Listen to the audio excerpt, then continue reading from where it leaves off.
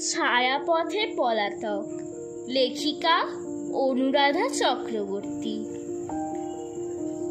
সময়গুলো বিমূর্ত থাকে না, অবাধ্য হয়ে ওঠে।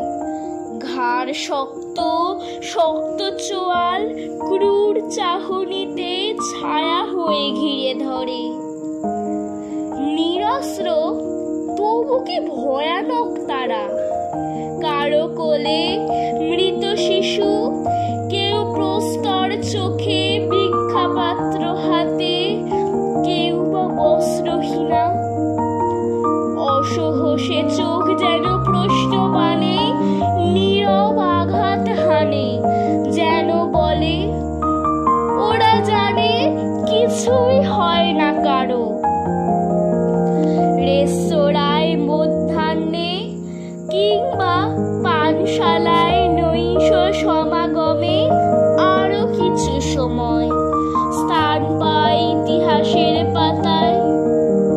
আবার দিন হয়, ভৈরব রাগ সূর্যকে আবাহন করে। ভরে যায় প্রেমিকের হৃদয় গাঢ় রোদ্দুরে নদীর জ্যোৎস্নায়। স্তন পান করে শিশু সচেতন রমণীর বক্ষে। আবেশ বন্দী হয় শীতাতপ কক্ষে। শুধু ভাসমান